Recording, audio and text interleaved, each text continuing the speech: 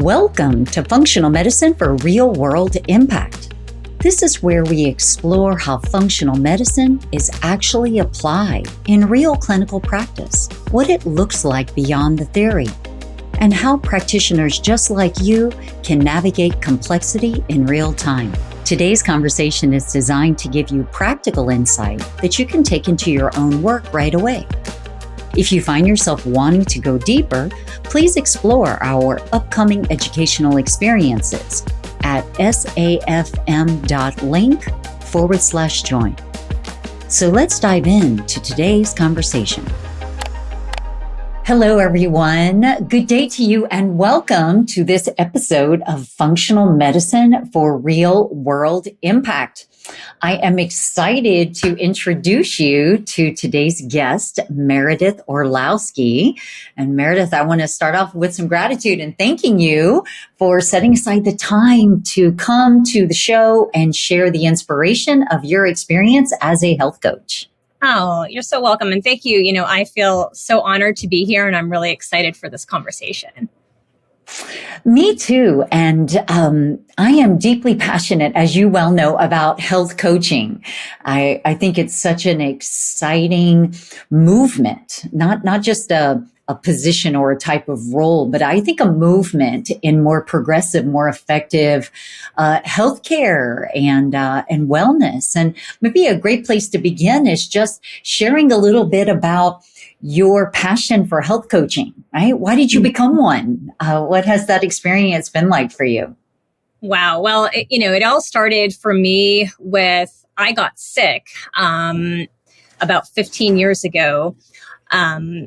And it was after the birth of my son. I had an enlarged thyroid gland.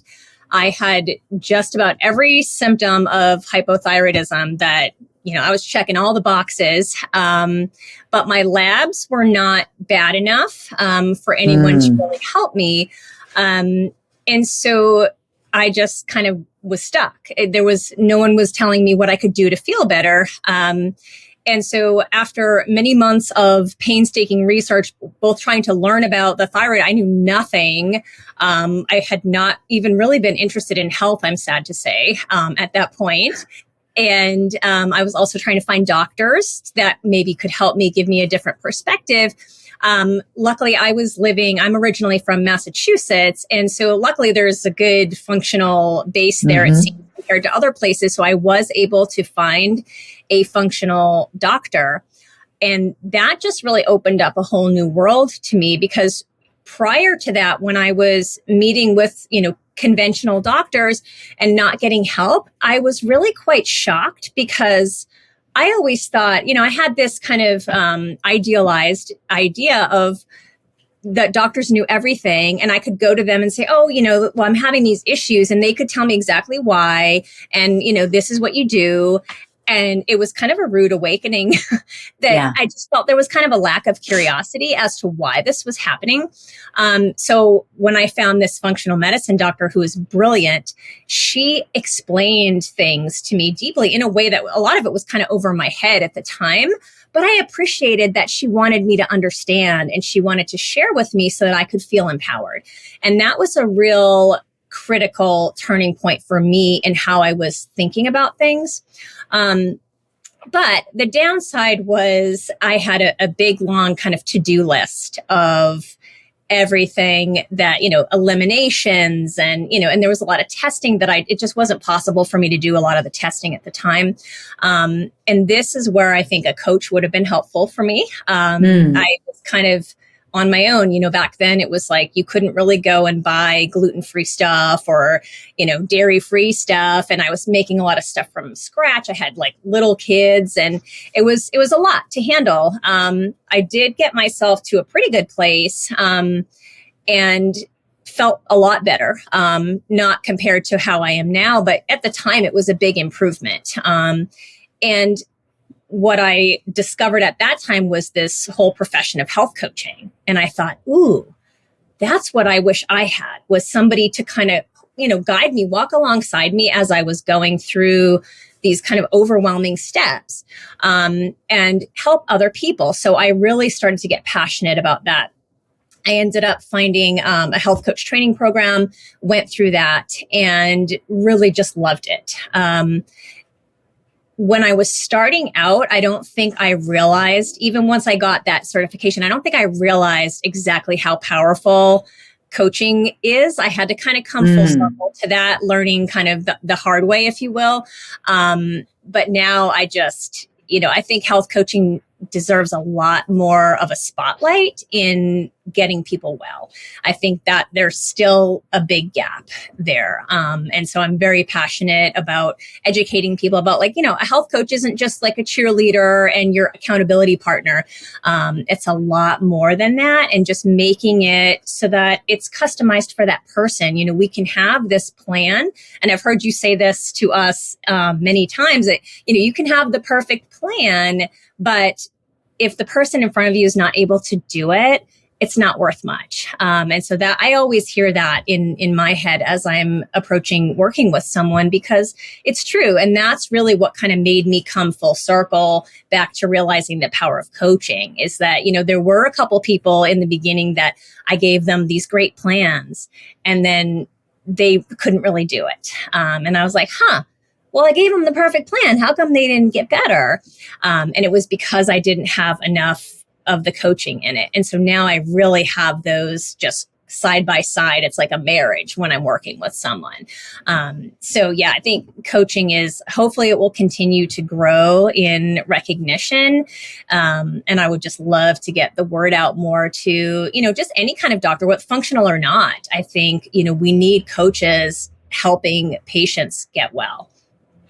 I think that's well said. And as you know, at SAFM, we collectively, I think the whole student practitioner family is so passionate about multimodality partnership, and how overwhelming it can be for a practitioner of any credential, of any modality, to try to do it all themselves, right? To be the expert at all the different components of delivering optimal clinical care.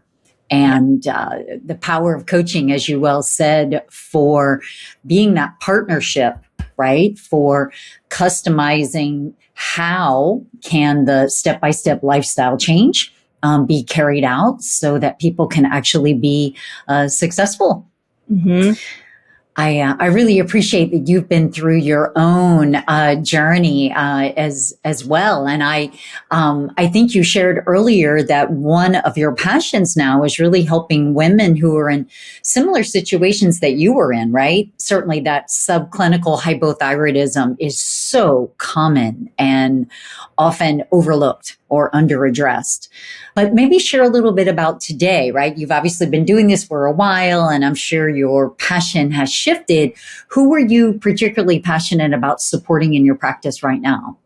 For me, I think what is on my heart the most is I see so many women that they have, all kinds of symptoms, whether it's digestive or what have you, their fatigue, stubborn weight, and they're trying to find answers. They're trying to get help. And it was the same thing I went through. You're fine. It's, you're just getting older.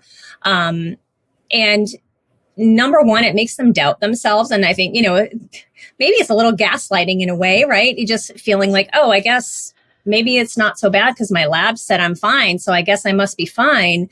And I think not only are these women missing out on their life and things that they could do, not only just enjoying your life, but, what you could give to the world. I think they're just really missing out. And then the world is missing out on what they have to offer as well. So that's kind of my, big umbrella of focus. Of course, I do really like to work with thyroid. I focus a lot on gut health as well. Again, these were my personal struggles in the beginning. So, it really helps to inform, when you've been through it, it helps to inform, you really can put yourself in that person's shoes as well, which I think is helpful. When something is going to be too overwhelming for some, obviously everybody's a little bit different, but at least you've been there. And so I really am passionate about that. And then also kind of that perimenopausal, menopausal age group, because even if things were kind of okay, that's when things start to get a little wobbly. And again, I don't really like to call anything like, well, you're just old now, so you might as well deal with it, right? That's my big passion. I think this can be, a whole new, I think it was Esther Bloom I heard call menopause the second spring. And I think, yeah, why not? Why do we want to dread this transition of life? It doesn't have to be viewed that way.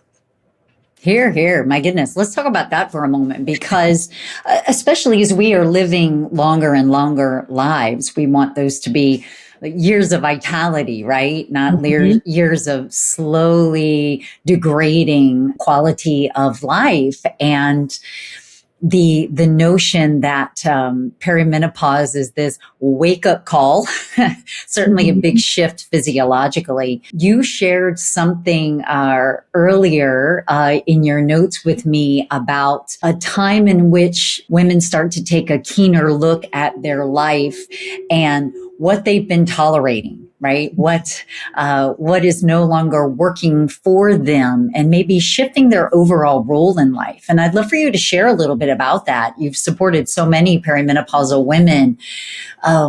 What do you think is powerful about this phase? For a lot of women, it is a several year period of time. What have you found to be particularly pivotal in inspiring or empowering these women to make change in this phase? Yeah, I think what's been the biggest learning for me is that exact thing, that I used to dread it, and I felt like, oh, you're getting old and washed up. And what I've learned is that it's a gift in a surprising way, because of what you said, that discomfort that we're feeling, that maybe we did have some discomfort before, but we could manage it. We could ignore it. We could kind of, I hear so many women say that they were pushing through. I hear that phrase constantly. Oh, I just pushed through. And it gets to a point where, this discomfort becomes, an opportunity to say, hey, okay, what is my body asking for? How can I do things differently? Because your body is saying no. It's saying, no, you can't keep going like this. And so I think a lot of it is, especially with, patterns of kind of denying yourself, maybe. I think a lot of us women kind of do that. We're caregivers. So we tend to put our own needs aside, and that's okay. That's, we need to do that too. But I think when it gets to a point of you're not taking care of yourself, I think this is when we can start to recognize that and say, okay, well, I deserve some care too. And I can start to do things differently. We don't have to work harder. We can work smarter, because during this time of life, we see, maybe you're caring for aging parents, but you've also got kids. You probably have more, responsibilities in your job. So your pressure is increasing, your cortisol is going up, and then your resilience for it may be going down, that you need to kind of take stock and do things. You can't push through anymore. I mean, you can, but it's not going to feel great. And I think that was a big aha for me in my own personal journey is, okay, where are all these things that I've just been kind of sticking away and burying? And it's time for me to actually acknowledge and work through these things. And so I love to help women with that too. And I think there's a lot of resistance I've noticed in working with women, that they feel selfish if they start to focus on themselves. They get nervous. Well, what if I become this really selfish person? And they feel selfish, and they've labeled selfish as a bad thing. As unacceptable. Yeah, excellent point. Because, I think one little reframe I tend to offer to women in the beginning as they're getting used to this idea is that, well, if you don't take care of yourself, you're not going to be able to take care of the people around you. And sometimes that kind of helps bridge that mind gap a little bit of, oh, okay, well, I do need to take care of myself in order to take care of others. And then eventually I want to get them to a place where you can just take care of yourself because you should take care of yourself and you deserve it and it's okay. But I think just this time of life is such a gift to look at things in a new way and to evolve into your authentic self. You can put aside all of the hustle and things like that, not that you can't, I'm still hustling, don't get me wrong, but it's just a different way of approaching life with more, having better boundaries even is so key. And that's a scary thing for a lot of women too, is we don't want to say no because, we don't want to be difficult or let people down.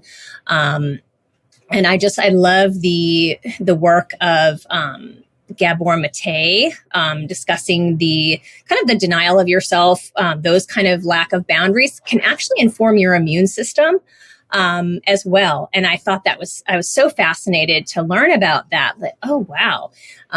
Just another little light shining on why more women get autoimmune disease than men, perhaps.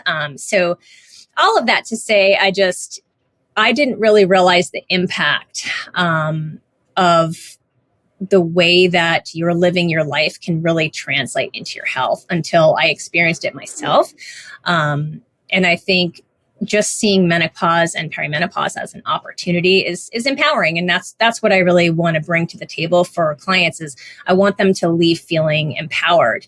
And like they understand their body rather than, this body is breaking down and it's letting me down. It's not letting me do what I want anymore.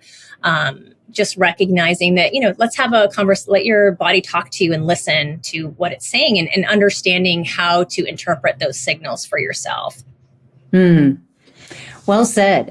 Let's talk a little bit about your practice, because obviously building a practice, building a business, as we know, is never a straight line, right? It's always a twisty, winding path.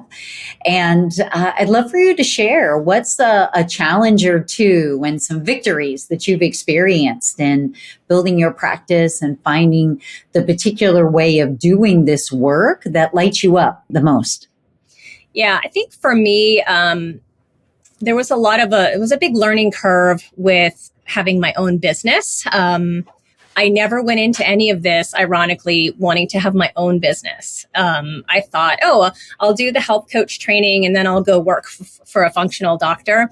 Didn't play out that way. But as a younger person, I had worked for a lot of small businesses, and I always used to say, I never want to have my own business. Because I just thought it was, you're married to it, right? But now I'm very happily married, so it's okay. But in the beginning, I think the marketing was very challenging. And I think now with what I've learned, I did all the courses. I did money. If you have a course, I've probably done it.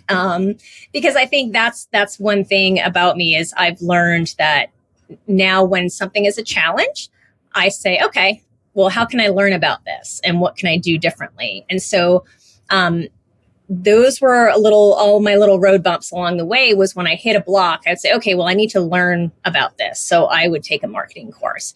In terms of, trying to get that going, what I found worked best for me was getting those referrals from people, because when you give someone great results, then they're more likely to refer you. So that was very helpful in getting going. And then what I've learned now is I'm continually kind of pivoting as I learn more. And in my area here, I have found that there's really not a lot of functional practitioners that I'm aware of. So I've been pivoting more to my local community, which I think if I had thought of doing that in the first place may have, sped up my success a little bit more, but it's okay because I learned along the way. And the other thing too is I realized I needed to get over my tremendous fear of public speaking. I'm proud to say that I have done that. Not that I don't get nervous every time, but I do regular corporate workshops for a local company. I do workshops in my community. I do online workshops. And I also teach at a health coach training program now as well. So I think I can say I've kind of mastered the fear of public speaking, at least to a degree. So, I think just allowing it to take me where it wants to take me and allow me to, when an opportunity to learn something is presented, to just go for it and learn, has been the most rewarding thing. But it's just knowing that I have a purpose in the world. I think that was something that I never would have guessed I would be doing this kind of work, but I always knew that I just felt this strong desire. I wanted to have something really meaningful. If I'm going to be working 40 hours a week, I want it to mean something. And the fact that I can do that now, that I can actually help someone change their life in a deeply meaningful way, is such a gift. And it just drives me every day to keep going, even on the tough days, right? I just think the passion for doing this and for helping people, especially when I see such a need for it and I see so many women suffering, it just really drives that fire. And it's been a really cool road, and I wouldn't change a thing. That's great. Let's break down some of what you were talking about, right? So if you had it to do over again, would you still have done all those marketing courses? Yes and no. I mean, some of it, I think it definitely helped me on the way. But this is before I would, if I was doing it again now, I mean, now there's Activator, so I wouldn't need to do all of those programs. Yes, now SAFM has marketing and business training integrated into the curriculum. I appreciate, right, that's something that's happened in the past, 5 or 7 years. Mm-hmm. But I'm just curious, right, because I do think lots of times practitioners of any modality, they're looking for, an external program to kind of give them the plug and play type of solution. But I do think you're highlighting some really powerful wisdom about building a practice. And like you said, referrals and testimonials. In this day and age, there is no substitute for social proof. Mm-hmm. And I'm often talking about the power of doing your very best work on just the first few clients that you have and never missing the opportunity to gain a testimonial, right? And testimonial details for building your practice. And you said that really helped you early on. Have you learned that there's particular wisdom or strategic approaches to getting good testimonials? I think for me, what I do now is I make sure that I have a testimonial form that I send to them, and I don't wait till the last session when, maybe they're not going to renew their package or something like that. I make sure we send it before. I made that mistake a few times. And not that people probably wouldn't want to provide it, but people get busy, they forget, it's not a priority for them. Or if somebody has a real an amazing week where they're like, oh my gosh, this happened and I overcame this, I'm going to send them that form right away. And then I make sure I collect them. I was not doing that as well as I could have in the beginning. I just kind of felt, I don't want to bother them and ask. And now I send the form and, I just say, this would really help me help other people if you don't mind taking just a few minutes. So I think that is really key. I know just about everybody I've worked with has at least told me that they've referred me to several friends, which that's the greatest compliment. Or I've had some women send their daughters to me and I'm like, if you send me a family member, that's the highest compliment, especially a child. And so that's really awesome. But I do think, the testimonials is really, if you can have someone sharing their honest experience of what they experienced and how it's helped them and improved their life, there's nothing more powerful than that. And especially, if it's somebody that that's sharing that, you're going to trust that person and you're going to want to check it out for yourself. So I do think if I had focused a little more on that in the beginning and realized just how critical it was and that can really accelerate, I probably would have done better about that for sure. I love the idea of a form, right, where there's a whole bunch of questions, right? So people don't feel that pressure to craft the perfect paragraph, right? But more answering specific questions from which you can piece together a broader statement.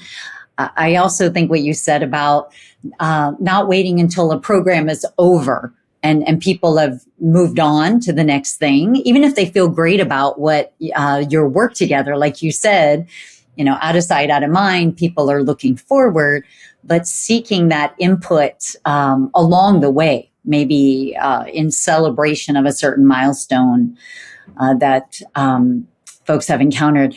But I think the wisest thing you just said is you have to ask. It is funny, isn't it? Even when we know people are benefiting from what we are partnering with them to create, there's this hesitation to ask people for their input, right? For their sharing. And I appreciate you role modeling that courage. Any tip that you want to share with folks who feel super hesitant? Because to your point, you pretty much don't get every single testimonial you don't ask for. Right. Yeah. And I think for me, maybe it's like I kind of felt like, oh, I'm fishing for compliments, right? Like, oh, you don't ask for a compliment, right? But yeah, I think just maybe like the way I approach it is saying, really, it helps me to help other people. And, most people do, if they've benefited, they're like, well, other people should know about this. And so I just approach it that way. If you don't mind taking a few minutes to do this, I keep it pretty short so that it's not onerous or anything like that. And then I also have, I just have one question that kind of asks for, give me your most powerful benefit. And then I ask if you could just copy and paste that into my Google business page review. And I have the link right there. So I make it as easy as possible. But I think, just asking for them to fill the form out and it just saying it that way, I don't even have any issue with it anymore. And I'm like, why did I ever think that was, irritating to them? Because most people are very happy to provide. It just doesn't occur to them. So I think most people they're not going to mind you asking. It's just, it's not occurring to them. They're not thinking about, they probably don't have their own business. They're not understanding how important it is for you. So you just have to ask and they'll probably be happy to help.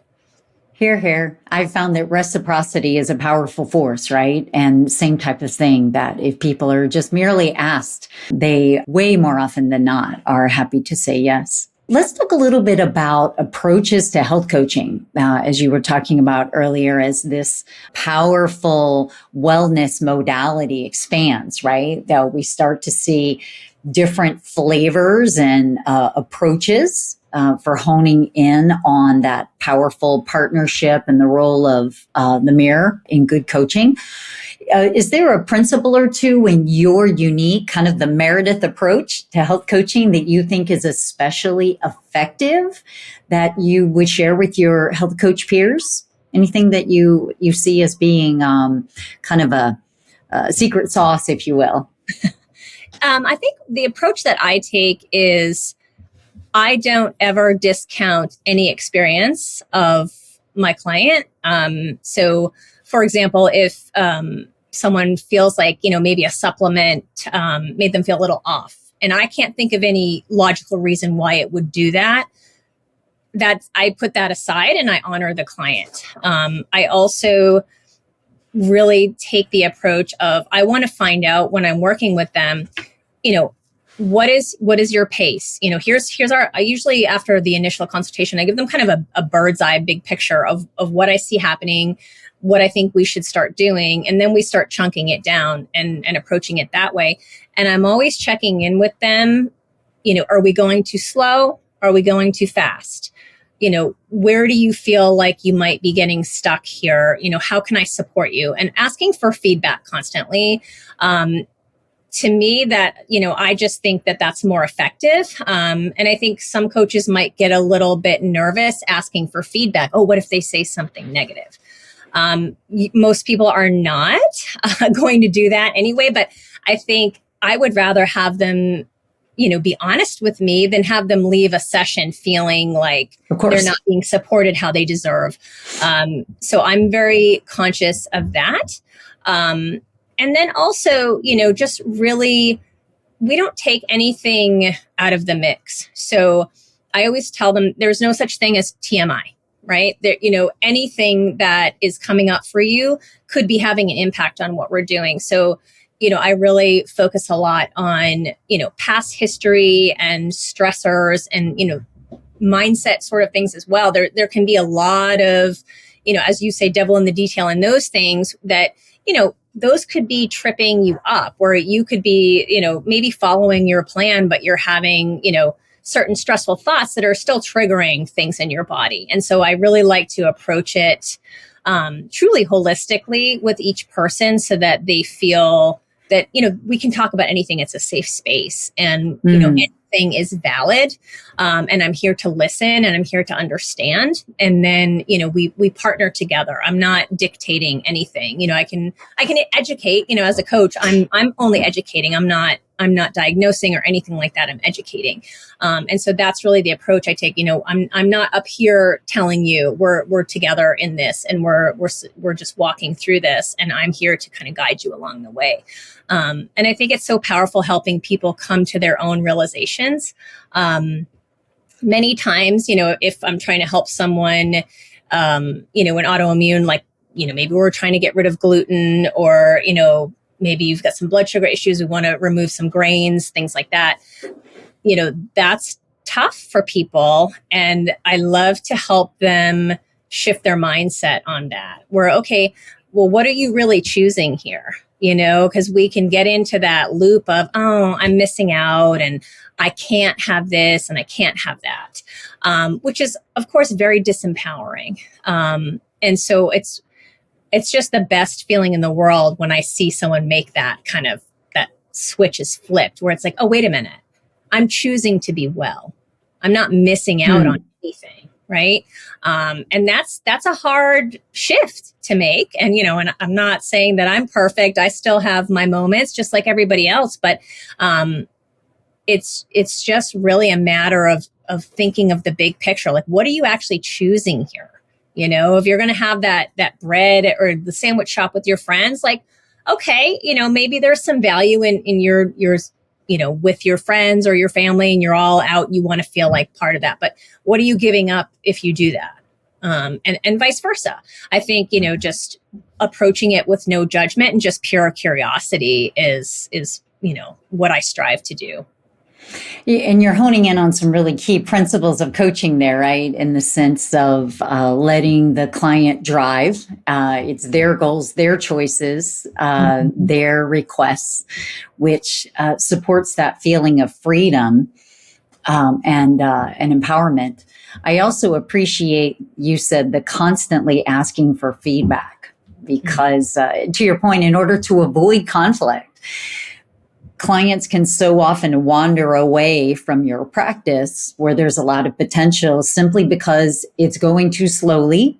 They're frustrated, they're restless, right? They're not making progress, they want more.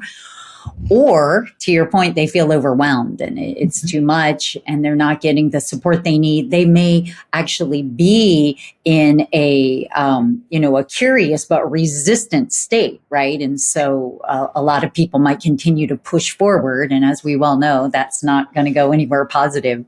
Right. But that constant checking in on where people are on that commitment to change continuum. That's awesome. Mm-hmm. Good for you. That's great.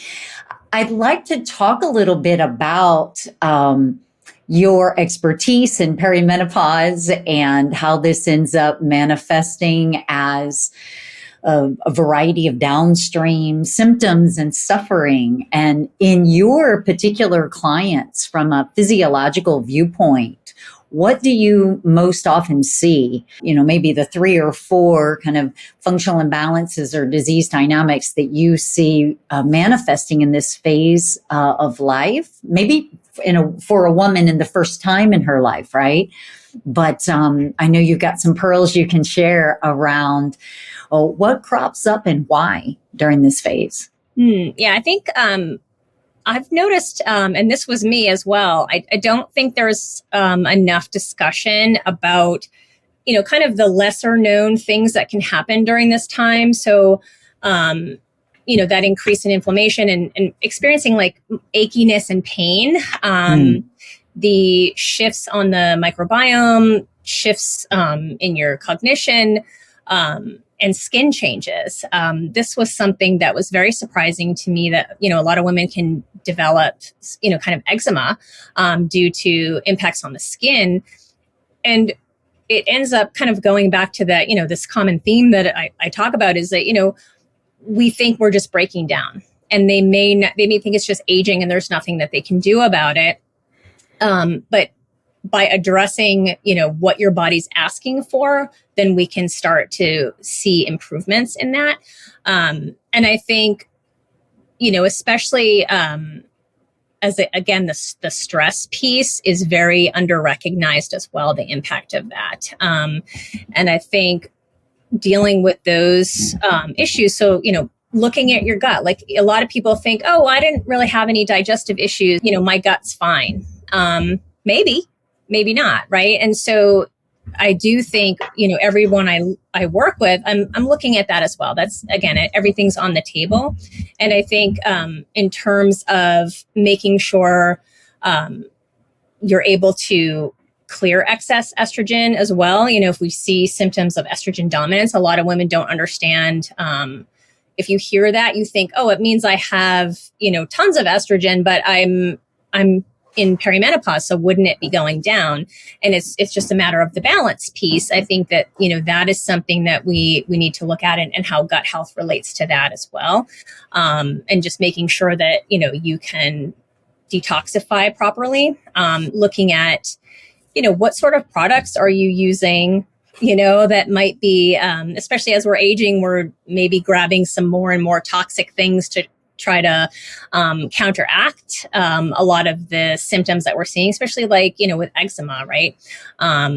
Putting on, like, I don't know, I don't want to throw any kind of a product under the bus, but there's some nasty stuff out there that's actually going to be hurting you more than helping you. And I do think, just addressing it from the inside out. And, obviously I'm not prescribing hormones to anyone, but I do have a local practitioner that I met through SAFM that, if I think maybe some hormones might be helpful, we get the body in a place where it will be good to receive some hormone support, and then I can refer them out, which is really nice to have that locally. Yeah, if a client wants that, that's great. It's awesome to have a network to be able to work together to support someone. I want to touch on a couple of the things you're saying here, right? So the first one around, like you said, skin changes and eczema and this type of thing, and histamine overload being a common dynamic that appears in this phase of life as hormones shift, and how much gut health is focused on that. You find that surprises a lot of your clients, and it's the first time they've heard about the role of the gut in modulating histamine balance. Yeah, I think, especially with someone I recently worked with, she had a lot going on with histamine from what I was gathering. And just addressing gut and removing some, certain foods that were triggering her, a lot of her skin issues completely went away. And she had struggled with that for years. So I don't think it was just perimenopause. I think it was, a longstanding history. But I think that is something that was a shock to me, having grown up myself, lifelong allergies. I had no idea until much later in my training that, there's this real relationship with estrogen and histamine. And so whenever we see certain symptoms of maybe the estrogen dominance, looking at, well, are there some signs of histamine overload going on here too, and helping your gut to be in a stronger position to manage that as well has been very powerful for a lot of people. I want to talk about some of the changes that you were just mentioning there. And one of them is this notion of histamine overload causing a lot of the symptoms of perimenopause, and perhaps, like you said, especially manifested on the skin. Women may experience drier skin, itchiness, eczema, like you said. And are you finding that women are surprised to learn that the gut can play such a key role in histamine balance and their perimenopausal symptoms, even if they don't have any GI symptoms, right? Mm-hmm. Yeah, for sure. And I think, exactly what you said, most people that I talk to assume that if they don't have any digestive issues, that their gut is A-okay. And And, especially with, I know I was very shocked to learn about the relationship between estrogen and histamine. And so I do share that with clients as well. And, looking at the gut, are you able to get rid of excess histamine? Are you able, if your gut lining is, not quite up to snuff, how that is putting you at a disadvantage, and can cause all sorts of things in, especially in terms of, promoting anxiety, I believe as well. And I see that a lot. Usually people are talking about feeling anxious, that racing mind, which, that of course can have a gut origin as well. And I think it's really empowering for them to learn that, oh, okay, maybe there's something going on that I didn't realize, that it's not just my body breaking, it's things that I can actually address. And so, when we work on the gut and they see these things starting to mitigate and improve, it's like, oh, wow. And it gets them, more motivated and more inspired to keep going and to make, especially like doing a low histamine diet is probably one of my least favorite things to recommend. I'm like, don't shoot the messenger, but, cause it's challenging. But again, it's not forever. And it's just, let's give your body some room to kind of recalibrate and get back on track. And when they do notice the benefits, then it makes it easier to do it because they're seeing those benefits. But I think a lot of women are very surprised about the gut connection, very surprised about, again, like experiencing pain. And the skin thing too, like I was starting to get like weird eczema. I was like, I never had eczema. What is going on? And then, doing a little research and discovering that was a big aha. So, there's always something new and cool to uncover. And I love sharing these things because, I love to really, explain to people and just say, maybe I'm sharing, this might sound like a lot to you, but I want you to view it from the lens of, by addressing your gut, it's going to have a ripple effect on all of these things. So it's not that we're trying to attack all these different things. We're looking at your foundation. And when we get your foundation improved, then it just naturally is going to come out and help all of these things. So just kind of flipping the script on that. Because otherwise, I think, I'm sure I made that mistake in the beginning of like, oh, we're going to do this and this and this. And I probably scared some people, right? Because I was a little too excited about what I was seeing. But I think now taking the approach of, I really look at everything as like, let's look at your foundations. Let's start there. And so sometimes, we might be talking about what foods are you eating or, what is your stress? We might be talking about that before we even get into anything. Because now I think, having more wisdom as I've learned more, I recognize, okay, well, we can't really do anything about this until we get this improved, right? It's not going to make the same impact and it's going to end up feeling like more work. And then they might give up. So I try to be very careful about approaching things that way and really looking, okay, just like the importance of health foundations, right? Before getting into more esoteric. Right. Kind of exactly. dynamics. Like constipation, for example, right? Yeah. That's like the number one, like how's that before we start looking at, we need to start detoxing. And so I think, that's just one of many pieces of wisdom that I picked up from your training that I'm so appreciative of. You also mentioned the role of estrogenic overload, which I know surprises a lot of women moving into perimenopause. There are a lot of overly simplified and therefore inaccurate memes, right, in popular health messaging around perimenopause. And as you well said, this expectation that estrogen just begins to kind of truck downward over a multi-year period. And as a result, a lot of women are surprised with strong symptoms of estrogenic overload during perimenopause, like you said, with, maybe even worse PMS, heavier menstrual bleeding, this type of thing.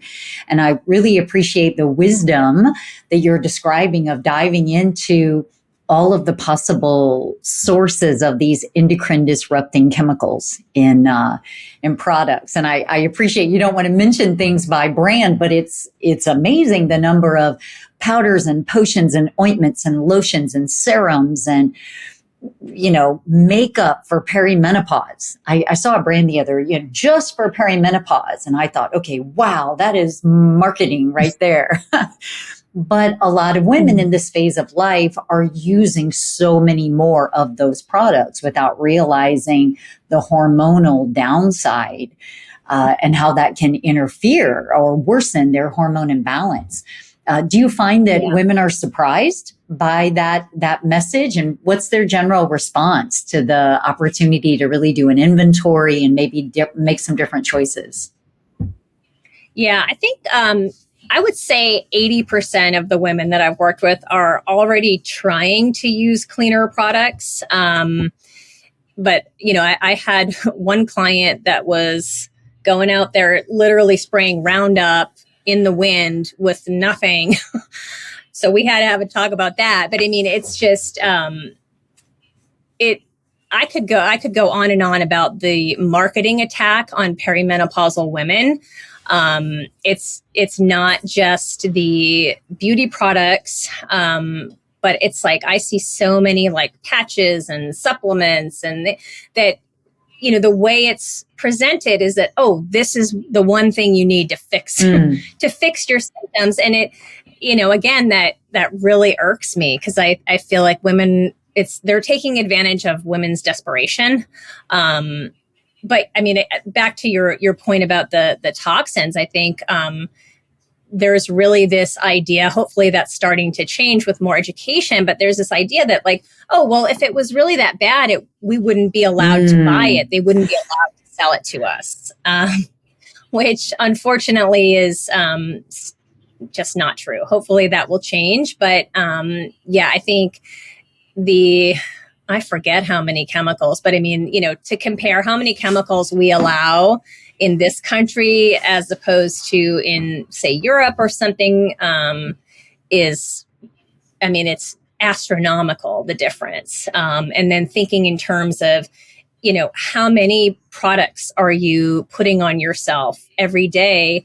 And we've never tested the combination of all these things together either, and then what are you being exposed to in your water or, walking next to your neighbor's lawn who just had it sprayed with a bunch of stuff? I mean, it's just, the onslaught can feel overwhelming. But again, it's coming back to like, let's not get overwhelmed. Let's be smart and just do what you can to mitigate, make sure you're supporting your body's ability to handle it and then try to reduce your exposure as much as you can. Because we're just not going to be able to be perfect in terms of what we're being exposed to. That's just not, unfortunately, it's not possible. So what we can do is just make it as good as we can by reducing exposure and supporting your body in handling it as well. Yeah. How would you say overall your training in functional medicine has prepared and empowered you to be a more effective health coach? Wow. It's just been the wisest thing that I think I've done in terms, like, I don't really know if I don't think I would have the practice that I have without it. The way that SAFM taught, it worked really well for me personally because I'm more of a visual and contextual learner. And I think the way we learn the material, and then there's always, we apply it to a case. And then there's ongoing opportunity to see real cases. That helped solidify the learning for me. But beyond that, it was very client-centered in the approach because of that, which, of course, as a coach, I love that. And it really taught me how to think. So it's not just the knowledge of learning about the thyroid or learning about the immune system. It's, how can you think about things differently? It's what every person is going to present in a really unique way. So how can you look at this person and start to map out what's going on and ask questions and, have like maybe a little theory, and maybe that gets, thrown out, but don't be afraid to kind of explore and be creative about it. So it's just that curiosity and that learning environment, that I don't get scared taking on a complex case, because I know, okay, well, I know how to think about this. And I know that there's support in my community if I'm like, oh, what am I missing here? I know that that's available to me too. And I love that not only has it helped me get better in my own health, but I continue to evolve and learn more. And I just feel that wisdom is valued as much as knowledge. And I think, if not, maybe more so. And that just resonates with me very deeply, because, we're dealing with complex organisms here. We're not going to be able to say, oh, well, that was me. I was reduced to a lab marker and gonna just be left on that, oh, well, your labs are fine, so are you. And I just love having that, that complexity, and that we're always open to new possibilities, and, nothing is just dismissed off the table. We're looking at all the puzzle pieces. And I just find that continually inspiring, and it just really gets my creative juices flowing. And it's just a lot of fun, and it's so rewarding to be able to share what I learn with clients, because that's really what I want to do. I want to help to translate things so that they leave understanding their body as much as I feel I do. And obviously I hope they understand their own body better than I do. So that's what I love as well. Cause I think for too long, we've had this kind of outsourcing mentality in terms of health, of like, oh, well, I'm going to come to you with my problems and you're going to fix them for me. And I don't need to know anything about, why it happened or anything, just fix it for me. And I really want to help people take ownership of their health, because nobody else can, and nobody else is going to care as much as you do. So you're the perfect person to take that on. Yeah. I'm curious, if you had to choose one poignant thing that you've discovered about yourself in this journey that you've been on to build such a successful practice, what is something you've learned about yourself that maybe has surprised you? I can honestly say I feel like a completely different person than I was when I started out. So it was about 15 years ago when this whole trajectory began.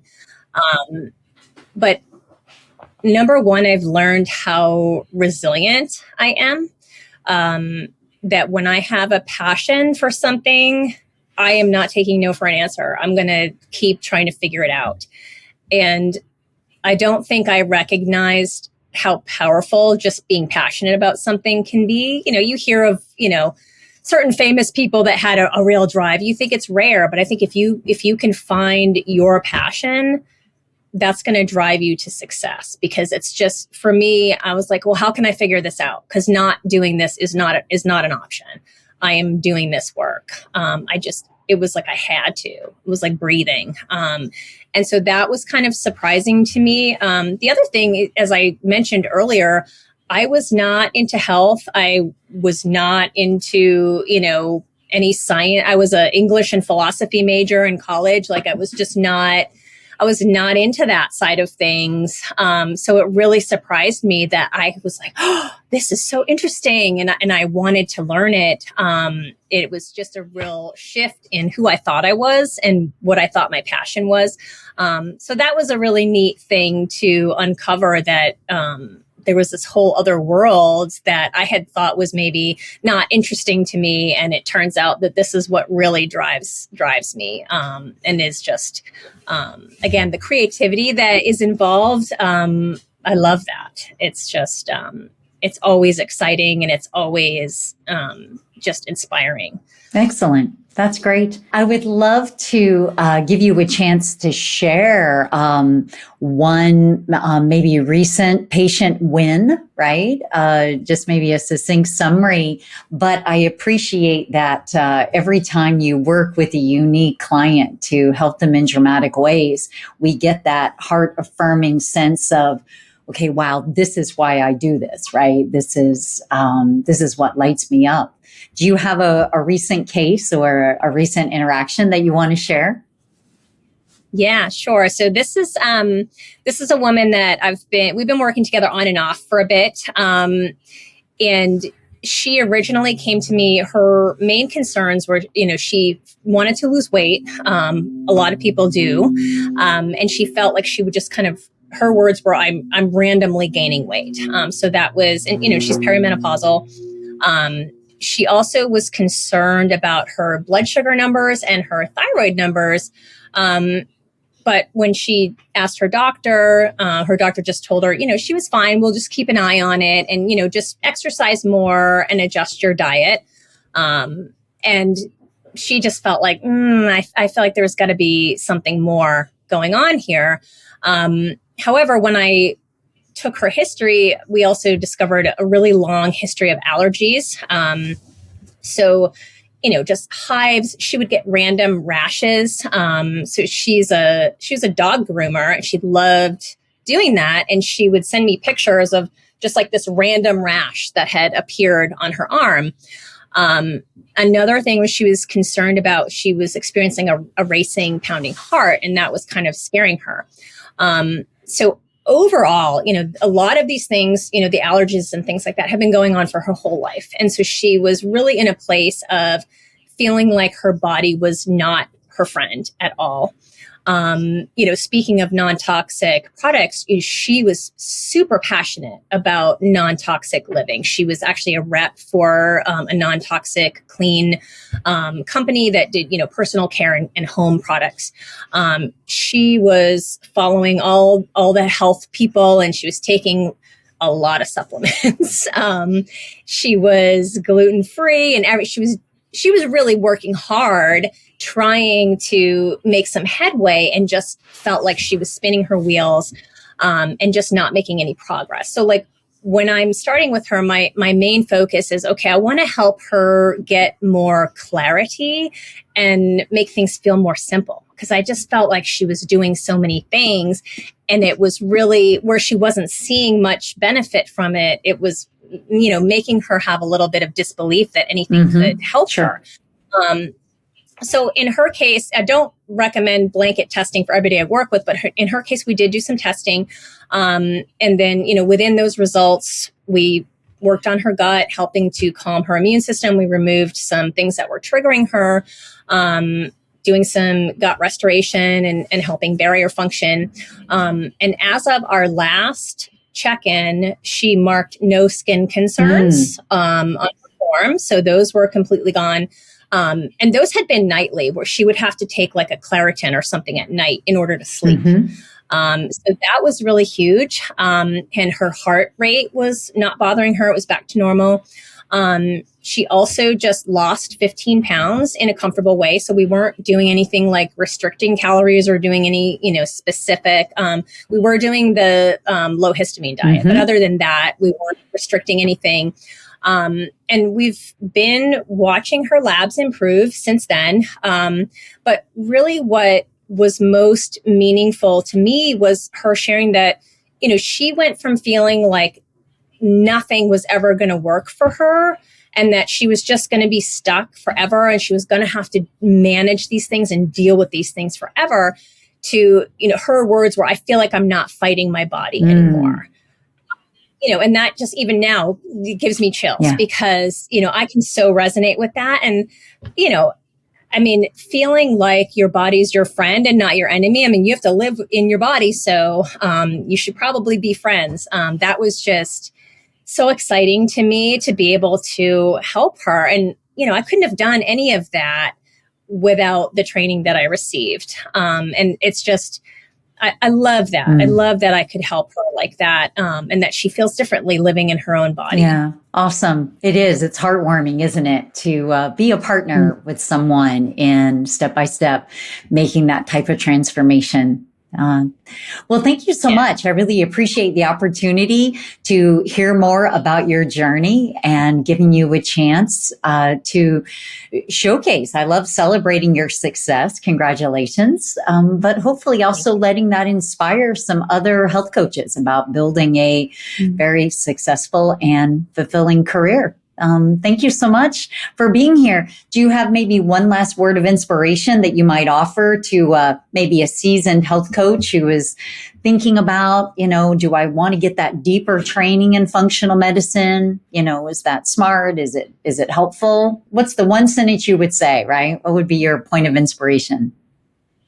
I would say if you are somebody that is listening to the podcasts, the functional medicine podcasts, and reading the books, and the interest is there, I would say get the training, because it will completely change how powerful your help is. And I really think, especially as a coach, they go together like peanut butter and jelly. I mean, it really is.